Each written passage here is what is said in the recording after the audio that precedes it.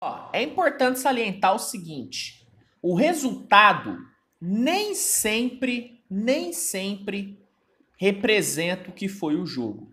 E nesse caso da derrota do Brooklyn Nets, o resultado não ilustrou de fato o que foi a partida. Vamos falar sobre este jogo? Vamos falar aqui, galera, sobre a vitória do Philadelphia por 101-98 contra o Brooklyn Nets, num jogo que ficou marcado pelas estreias de Cam Johnson e de Mikal Bridges pelo Brooklyn Nets. Pela primeira vez, vimos como que o Jack Valg planeja utilizar esses novos reforços e como ele pensa esse novo Brooklyn Nets. Vamos falar sobre este jogo, mas antes peço para que você deixe seu like e se inscreva no canal, caso ainda não seja inscrito, tá bom? Galera, vamos lá. Logo de cara, o Valg já surpreendeu com o seu starting five. Eu esperava que ele utilizasse o Cam Johnson vindo do banco, assim como o Monty Williams utilizava ele no Phoenix Suns. Mas não, cara, o Jack Valg botou o Cam Johnson no lugar do Cam Thomas e montou um starting five extremamente defensivo com Spencer Dinwiddie, Cam Johnson, Mikal Bridges, Dorian Finney-Smith e Nicholas Claxton. E logo de cara, essa rotação se mostrou muito, mas muito boa.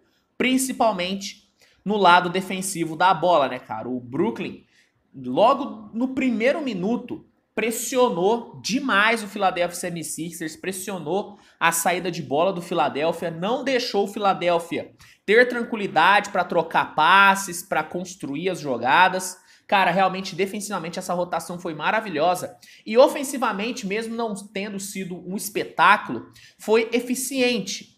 Nas poucas bolas que Cam Johnson, que Finney-Smith, que Mikal Bridges receberam nos corners, eles conseguiram matar. Tanto é que em 2 minutos, o Brooklyn meteu uma run de 10-0. Foi sensacional. O Philadelphia não fluiu, tá? Philadelphia não fluiu no ataque. O Philadelphia só conseguiu pontuar no primeiro período por conta de, primeiro, isolation do Embiid, né, nas bolas que o Embiid pegou no 1 contra 1, e segundo, em lance livre. Na boa, dos 26 pontos que o Philadelphia fez no primeiro período, 10 vieram em lance livre, sendo que 6 desses lances livres convertidos foram do Embiid.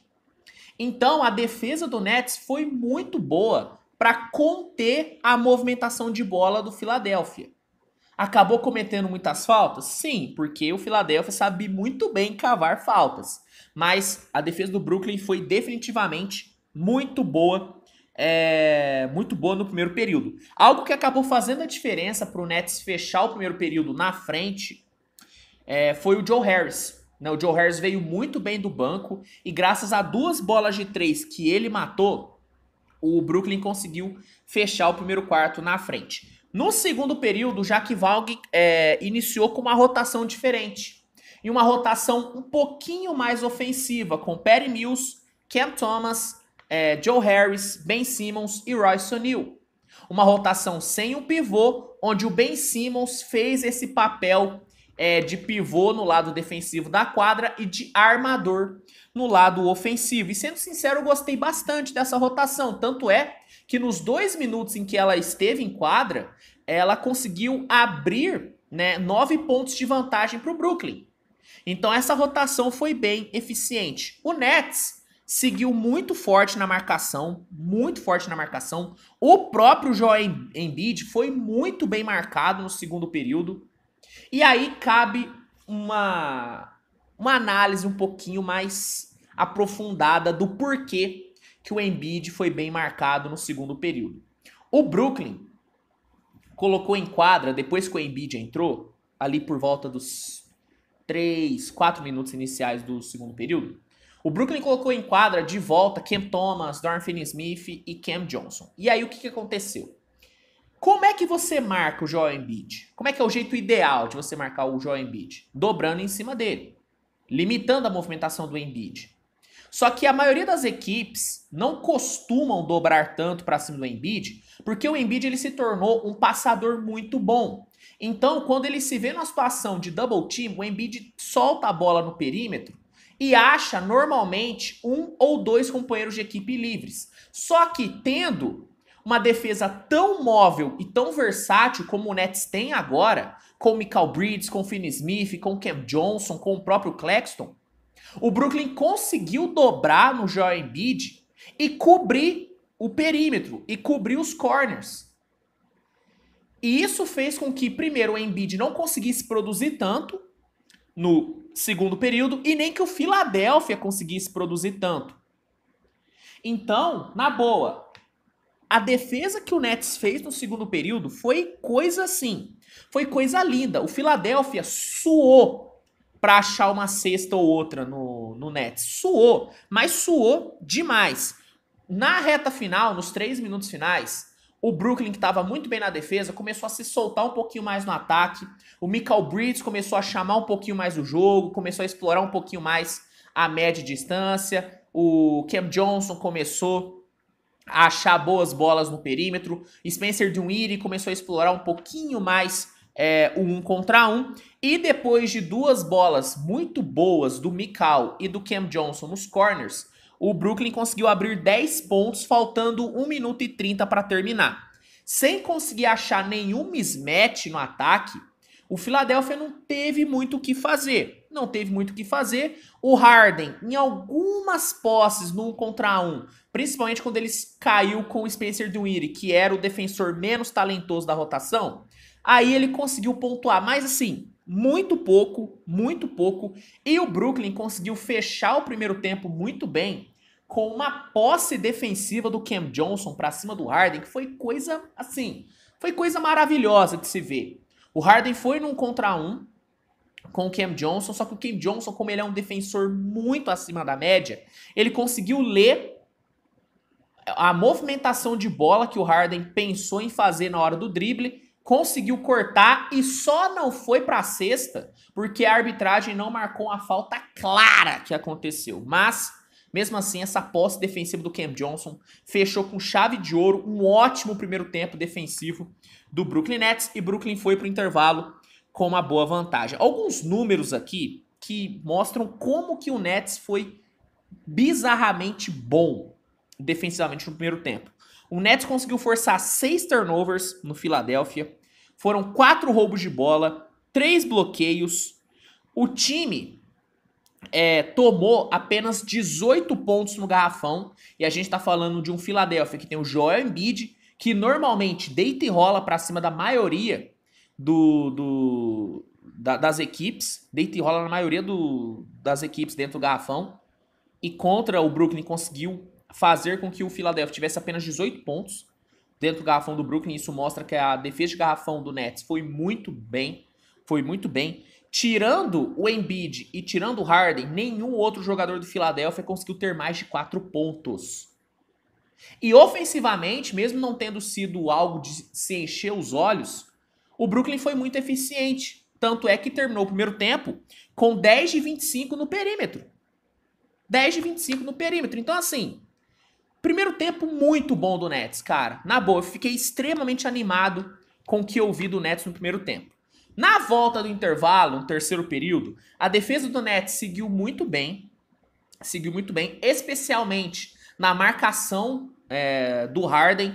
O Cam Johnson e o Mikal Bridges revezaram muito bem na marcação do Harden. O Harden não conseguiu produzir tanto assim no terceiro período. O Brooklyn começou a atacar um pouquinho mais por dentro no terceiro período, começou a encontrar um pouquinho mais de infiltrações. O Claxton começou a se movimentar melhor para receber ponte aérea, e assim o Brooklyn foi se mantendo com 10 pontos de vantagem durante a maior parte do terceiro período. Somente nos 3 minutos finais, com o Joel Embiid brilhante no 1 contra 1, que o Philadelphia conseguiu tirar a diferença e cortou para 5 pontos. Só que nos 2 minutos finais, o Cam Thomas veio bem do banco e conseguiu fazer o Brooklyn fechar o terceiro período com 8 pontos de vantagem. Inclusive o Cam Thomas meteu uma bola na média distância, na cara do Joel Embiid, que foi coisa linda, tá? Foi coisa linda.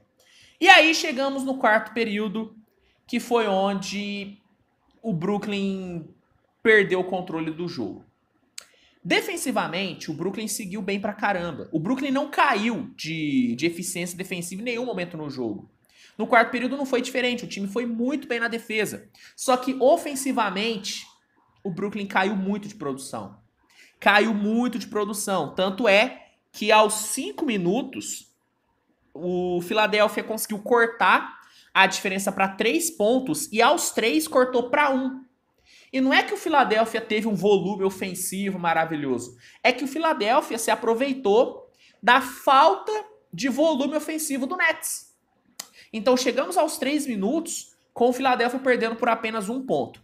A defesa do Brooklyn conseguiu segurar o Philadelphia por algumas posses, até que o Spencer Dinwiddie encontrou uma dunk maravilhosa na transição, que botou o Brooklyn 3 pontos na frente, faltando 1:45 para terminar o jogo. Só que, chegando ali no minuto final, o Embiid conseguiu cortar a diferença para 1 ponto, e o Spencer Dinwiddie teve nas mãos a chance de botar o Nets na frente com um pouco mais de 25 segundos no relógio.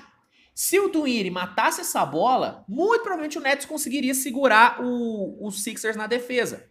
Só que o Dinwiddie acabou cometendo um turnover muito bobo, que deu uma posse para o Philadelphia faltando 12 segundos. 12 segundos, o Philadelphia teria 12 segundos para resolver o jogo. E acabou resolvendo. Mesmo com o Harden errando a bandeja, o Embiid pegou o rebote ofensivo e foi para a linha do lance livre. E no lance livre, a gente sabe que a eficiência do Embiid é monstruosa. O Embiid converteu os 2 lances livres e botou o Philadelphia na frente, faltando 5 segundos para terminar o jogo. O Mikal Bridges até que teve a chance de virar na última posse, só que ele acabou errando a bandeja. Ele errou uma bandeja que ele, em 10 chances, ele faria em 9, mas ele acabou errando. O Philadelphia conseguiu ir para a linha do lance livre e faltando menos de 1 segundo para terminar o jogo, o Dinwiddie até conseguiu matar uma bola do meio da quadra que levaria o jogo para overtime.